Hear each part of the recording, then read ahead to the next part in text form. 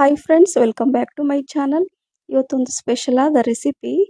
ಈ ಗ್ರೇವಿ ಜೊತೆ ಈ ಸೆಟ್ ದೋಸೆ ತುಂಬ ಚೆನ್ನಾಗಿರುತ್ತೆ. ದೋಸೆ ಜೊತೆ ನೀವು ಚಟ್ನಿ, ಆಮೇಲೆ ಆಲೂಗಡ್ಡೆ ಪಲ್ಯ, ಬೇರೆ ರೀತಿ ಸಾಗು ತಿಂತಿರ್ತೀರಾ. ಆದರೆ ಒಮ್ಮೆ ಈ ರೀತಿ ಈ ಗ್ರೇವಿ ಜೊತೆ ಈ ಸೆಟ್ ದೋಸೆ ನೀವು ಬೆಳಗ್ಗೆ breakfast, lunch, dinner any time ತಿನ್ಬೋದು. ಒಮ್ಮೆ ಇದರ ರುಚಿ ನೋಡಿದರೆ ದಿನ ಇದೇ ರೀತಿ ಬೇಕು ಅಂತ ಕೇಳಿ ತಿಂತಾರೆ. ಹೌದು ಫ್ರೆಂಡ್ಸ್, ತುಂಬ ಚೆನ್ನಾಗಿರುತ್ತೆ. ನಾನು ಬ್ರೇಕ್ಫಾಸ್ಟ್ ಮತ್ತು ಲಂಚ್ ಬಾಕ್ಸಿಗೂ ಮಾಡಿದೆ, ತುಂಬ ಇಷ್ಟಪಟ್ಟು ತಿಂದರು. ಹಾಗಾಗಿ ಮಿಸ್ ಮಾಡದೆ ನೀವು ಈ ಥರ ಮಾಡಿ. ಯಾರೆಲ್ಲ ನನ್ನ ಚಾನಲ್ ಸಬ್ಸ್ಕ್ರೈಬ್ ಮತ್ತು ಫಾಲೋ ಮಾಡ್ತಿದ್ದೀರೋ ಅವ್ರಿಗೆಲ್ಲರಿಗೂ ತುಂಬ ಹೃದಯದ ಧನ್ಯವಾದಗಳು. ನೋಡಿ, ಈ ರೀತಿ ಸೆಟ್ ದೋಸೆ ಜೊತೆ ಈ ಗ್ರೇವಿ ತುಂಬ ಚೆನ್ನಾಗಿರುತ್ತೆ. ನನಗೂ ಕೂಡ ತುಂಬ ಇಷ್ಟ ಆಯಿತು. ನಾನು ಕೂಡ ಬೆಳಗ್ಗೆ ಮಾಡಿ ತಿಂದೆ. ಬನ್ನಿ ಯಾವ ರೀತಿ ಮಾಡೋದು ಅಂತ ನೋಡೋಣ. ಇಲ್ಲಿ 2 ಗ್ಲಾಸ್ ಅಷ್ಟು ದೋಸೆ ಅಕ್ಕಿನ ತೊಗೊಂಡಿದ್ದೀನಿ. ನೋಡಿ, ಈ ದೋಸೆ ಅಕ್ಕಿ ನಾನು 2 ಗ್ಲಾಸ್ ತೊಗೊಂಡಿದ್ದೀನಿ. ಅದೇ ಗ್ಲಾಸಲ್ಲಿ ಅರ್ಧದಷ್ಟು ಅಂದರೆ ಅರ್ಧ ಗ್ಲಾಸ್ ಅಷ್ಟು ಉದ್ದಿನಬೇಳೆ ತೊಗೊಂಡಿದ್ದೀನಿ. ಸೊ ನೋಡಿ, ಇದು ಉದ್ದಿನಬೇಳೆ ಅರ್ಧದಷ್ಟಿದೆ, ಅರ್ಧ ಗ್ಲಾಸ್ ಅಷ್ಟು. ಅದನ್ನು ಇದರಲ್ಲಿ ಹಾಕ್ಕೊಂಡು ಮತ್ತು 4 ಟೇಬಲ್ ಸ್ಪೂನ್ ಅಷ್ಟು ಕಡಲೆಬೇಳೆ ತೊಗೋಬೇಕು. ಕಡಲೆಬೇಳೆ ತುಂಬ ರುಚಿ ಜಾಸ್ತಿ ಮಾಡುತ್ತೆ, ಆಮೇಲೆ ಕಲರ್ ತುಂಬ ಚೆನ್ನಾಗಿ ಬರುತ್ತೆ. ಹಾಗಾಗಿ 4 ಟೇಬಲ್ ಸ್ಪೂನ್ ಕಡಲೆಬೇಳೆ ಮಿಸ್ ಮಾಡದೆ ಹಾಕ್ಕೊಳ್ಳಿ. ಅದೇ ರೀತಿ ಈಗ 1 ಟೇಬಲ್ ಸ್ಪೂನ್ ಅಷ್ಟು ನಾನು ಮೆಂತ್ಯಕಾಳು ತೊಗೊಂಡಿದ್ದೀನಿ. ಮೆಂತ್ಯಕಾಳು ದೇಹಕ್ಕೆ ತುಂಬ ತಂಪನ್ನು ಕೊಡುತ್ತೆ ಮತ್ತು ಫ್ಲೇವರು, ಆ ದೋಸೆ ಘಮ ತುಂಬ ಚೆನ್ನಾಗಿ ಬರುತ್ತೆ. ಹಾಗಾಗಿ ಯಾವುದು ಸ್ಕಿಪ್ ಮಾಡಬೇಡಿ. 4ರಿಂದ 5 ಟೈಮ್ ನೀಟಾಗಿ ತೊಳ್ಕೊಂಬಿಟ್ಟು ಅದಕ್ಕೆ ಎಷ್ಟು ಬೇಕೋ ಅಷ್ಟು ನೀರು ಹಾಕ್ಕೊಂಡು 4ರಿಂದ 5 ಗಂಟೆಗಳ ಕಾಲ ಇದನ್ನು ನೆನೆಸ್ಲಿಕ್ಕೆ ಇಡ್ತೀನಿ. ಈಗ ನೆಂದಿದೆ. ಈಗ ರುಬ್ಬಕ್ಕಿಂತ ಮುಂಚೆ 4ರಿಂದ 5 ಟೇಬಲ್ ಸ್ಪೂನ್ ಅಷ್ಟು ಅವಲಕ್ಕಿ ಹಾಕಿ 1 ಟೈಮ್ ತೊಳೆದು ಮತ್ತೆ ಸ್ವಲ್ಪ ನೀರು ಹಾಕಿ ಒಂದು 5ರಿಂದ 10 ನಿಮಿಷ ನಾನು ಹಾಗೆ ಇಡ್ತೀನಿ. ಸ್ವಲ್ಪ ಅವಲಕ್ಕಿ ನೆನಿಲಿ ಅಂತ ಅಷ್ಟೇ. ಈಗ 10 ನಿಮಿಷದ ನಂತರ ನಾನೀಗ ಮಿಕ್ಸಿ ಜಾರಲ್ಲಿ ಅದನ್ನು ಹಾಕ್ಕೊಂಡು ಈಗ ರುಬ್ಕೊಳ್ತೀನಿ.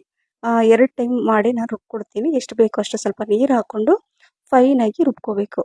ಈ ಥರ ರುಬ್ಕೊಂಡ್ರೆ ಏನಾಗುತ್ತೆ, ದೋಸೆ ತುಂಬ ಚೆನ್ನಾಗಿ ಸಾಫ್ಟ್ ಹತ್ತಿ ಥರ ಬರುತ್ತೆ. ಹಾಗಾಗಿ ಇದೇ ರೀತಿಯಾಗಿ ನಾನು ಉಳಿದಿರೋದನ್ನು ಮಿಕ್ಸಿ ಜಾರಲ್ಲಿ ಹಾಕ್ಕೊಂಡು ಸೇಮ್ ಅದೇ ರೀತಿಯಾಗಿ ರುಬ್ಕೊಂಡು ನಾನು ಅದೇ ಪಾತ್ರೆಯಲ್ಲಿ ತೆಗೆದಿಡ್ತಾ ಇದ್ದೀನಿ. ನೋಡಿ, ಆಯಿತು. ಈಗ ರುಬ್ಕೊಂಡಾಯಿತು. ಈಗ ಏನು ಮಾಡ್ತಾ ಇದ್ದೀನಿ ಅಂದರೆ ಇದನ್ನು ಮುಚ್ಚಿಟ್ಬಿಡ್ತೀನಿ. ಓವರ್ನೈಟ್ ಇದನ್ನು ಹಾಗೆ ಇಡಬೇಕು.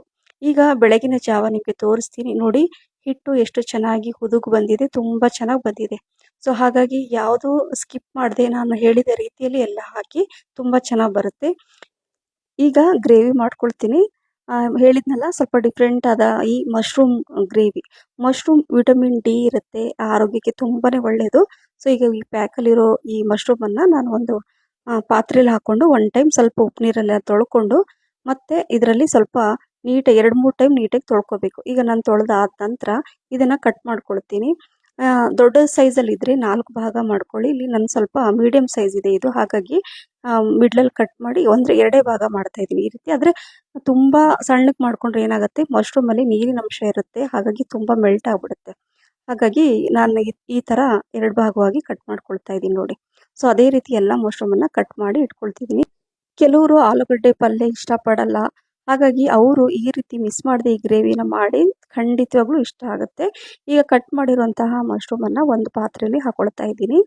ನೋಡಿ, ಸ್ವಲ್ಪ ಅರಿಶಿಣ, ಹಾಗೆ 1 ಟೇಬಲ್ ಸ್ಪೂನ್ ಅಷ್ಟು ಅಚ್ಚ ಖಾರದ ಪುಡಿ, ರುಚಿಗೆ ತಕ್ಕಷ್ಟು ಉಪ್ಪು, 4ರಿಂದ 5 ಟೀ ಸ್ಪೂನ್ ಅಷ್ಟು ಮೊಸರು ಕರ್ಡ್ ಹಾಕ್ಕೊಂಡು ಮಿಕ್ಸ್ ಮಾಡಿಕೊಂಡು ಒಂದು 5 ನಿಮಿಷ ಇದನ್ನು ಹಾಗೆ ಇಡ್ತೀನಿ. ಯಾಕಂದರೆ ಅದೆಲ್ಲ ಹೀರ್ಕೋಬೇಕು, ಹಾಗಾಗಿ ಮತ್ತು ತಿನ್ನುವಾಗ ಸಪ್ಪೆ ಅನಿಸಲ್ಲ. ಸೊ 5 ನಿಮಿಷ ನಾನು ಇದನ್ನು ಸೈಡಲ್ಲಿ ಇಟ್ಟು ಈಗ ಇದಕ್ಕೆ ಒಂದು ಮಸಾಲೆಯನ್ನು ರೆಡಿ ಮಾಡ್ಕೋಬೇಕು.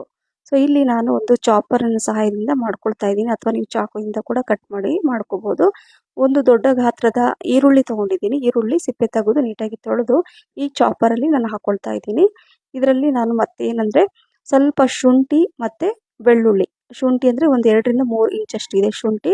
ಒಂದು ದೊಡ್ಡ ಸೈಜಲ್ಲಿ ಬೆಳ್ಳುಳ್ಳಿ ಎಲ್ಲ ಸಿಪ್ಪೆ ತೆಗೆದು ನಾನು ಇದರಲ್ಲಿ ಹಾಕ್ಕೊಳ್ತಾ ಇದ್ದೀನಿ.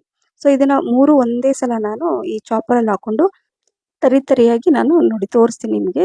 ಈ ಥರ ಆದರೆ ಮತ್ತೆ ಬೇಗ ಆಗುತ್ತೆ, ಟೈಮ್ ಕೂಡ ಸೇವ್ ಆಗುತ್ತೆ ಅಂತ ಅಷ್ಟೇ, ಮತ್ತೇನೂ ಇಲ್ಲ. ಸೊ ಈಗ ಈ ಥರ ಆಗಿದೆಯಲ್ವ. ಈಗ ಒಂದು ಕುಕ್ಕರಲ್ಲಿ ನಾನು 2ರಿಂದ 3 ಟೀ ಸ್ಪೂನ್ ಅಷ್ಟು ಎಣ್ಣೆ ಹಾಕಿದ್ದೆ. ಎಣ್ಣೆ ಬಿಸಿ ಆದಮೇಲೆ ಸ್ವಲ್ಪ ಬಡೆ ಸೊಪ್ಪು, ಲವಂಗ, ಸ್ವಲ್ಪ ಕಾಳುಮೆಣಸು, ಹಾಗೆ ಸ್ವಲ್ಪ ಜೀರಿಗೆ, ಚಕ್ಕೆ ಹಾಕಿದ್ದೀನಿ. ಹಾಗೆ 2 ಏಲಕ್ಕಿ ಥರ ಬಿಡಿಸ್ಬಿಟ್ಟು, ಅಂದರೆ ಬೀಜ ಸ್ವಲ್ಪ ಕಾಣಿಸೋ ಥರ ಹಾಕಿದರೆ ಏನಾಗುತ್ತೆ, ಫ್ಲೇವರ್ ತುಂಬ ಚೆನ್ನಾಗಿ ಬರುತ್ತೆ.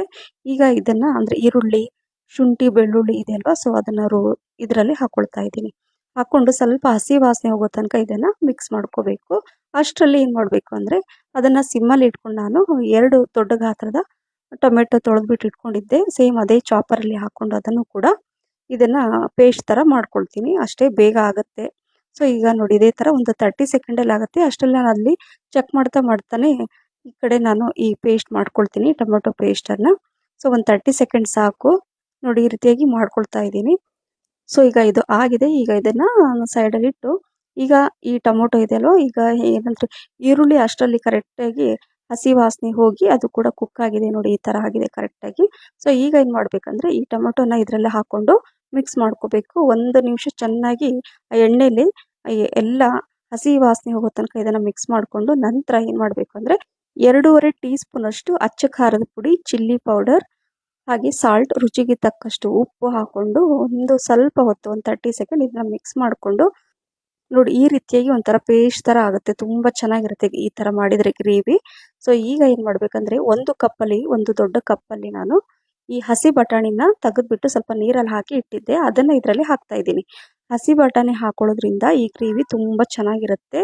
ಹಾಗಾಗಿ ಹಸಿ ಬಟಾಣಿ ಇಲ್ಲಪ್ಪ ಅಂದರೆ ರಾತ್ರಿ ನೀವು ಈ ಒಣ ಬಟಾಣಿನ ನೀರಲ್ಲಿ ಹಾಕಿ ನೆನೆಸಿಡಿ, ರಾತ್ರಿ ಎಲ್ಲ ಓವರ್ನೈಟ್, ಬೆಳಗ್ಗೆ ಮಾಡ್ಬೋದು. ನೋಡಿ ಈ ಥರ ಒಂದು ಹಾಕ್ಕೊಂಡು 1 ನಿಮಿಷ ಚೆನ್ನಾಗಿ ಮಿಕ್ಸ್ ಮಾಡಿಕೊಂಡು, ಈಗ ಏನು ಈ ಮಶ್ರೂಮನ್ನ ಮಸಾಲೆ ಎಲ್ಲ ಹಾಕಿ ಇಟ್ಟಿದ್ನಲ್ಲ, ಸೊ ಅದನ್ನು ಈ ಮಶ್ರೂಮನ್ನು ಇದರಲ್ಲಿ ಹಾಕೊಳ್ತಾ ಇದ್ದೀನಿ.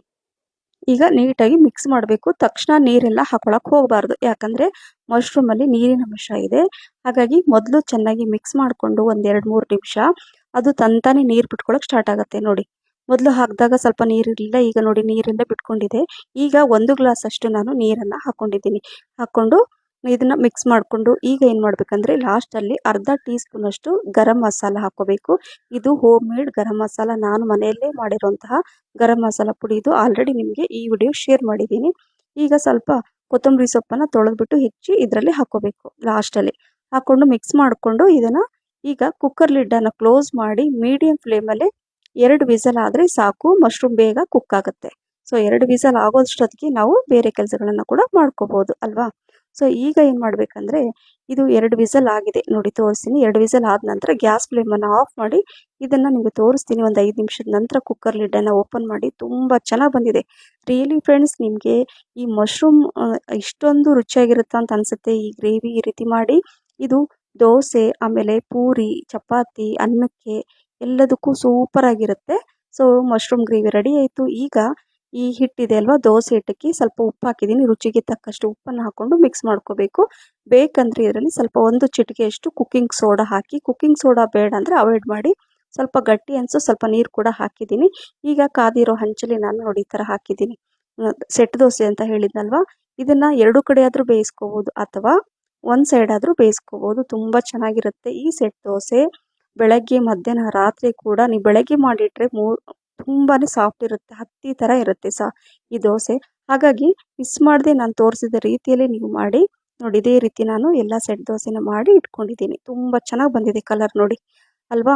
ಮತ್ತು ಮೆಂತೆ ಕಾಳು ಹಾಕಿದ್ದೀವಿ, ಫ್ಲೇವರ್ ಘಮ ತುಂಬ ಚೆನ್ನಾಗಿರುತ್ತೆ. ಸೊ ಇದೇ ರೀತಿ ನಾನು ಎಲ್ಲ ದೋಸೆ ಮಾಡಿ ಇಟ್ಕೊಂಡಿದ್ದೀನಿ. ನಂತರ ಈಗ ಬ್ರೇಕ್ಫಾಸ್ಟಿಗೂ ಕೂಡ ಕೊಟ್ಟೆ. ಹಾಗೆ ಈಗ ನೋಡಿ ಈ ಗ್ರೇವಿ ಜೊತೆ ನಾನು ದೋಸೆ ಕೂಡ ಲಂಚ್ ಬಾಕ್ಸಿಗೆ ನಾನು ಇದೇ ರೀತಿಯಾಗಿ ಕೊಟ್ಟಿದ್ದೀನಿ. ತುಂಬ ಇಷ್ಟಪಟ್ಟು ತಿಂದರು. ಸೊ ಈ ರೆಸಿಪಿ ನಿಮಗೆ ಇಷ್ಟ ಆಗಿದೆ ಅಂತ ಅಂದ್ಕೊಂಡಿದ್ದೀನಿ ಫ್ರೆಂಡ್ಸ್. ಲೈಕ್, ಶೇರ್, ಕಮೆಂಟ್ಸ್ ಮತ್ತು ಸಬ್ಸ್ಕ್ರೈಬ್ ಮಾಡೋದನ್ನು ಮರಿಬೇಡಿ. ಮತ್ತೆ ಸಿಗ್ತೀನಿ.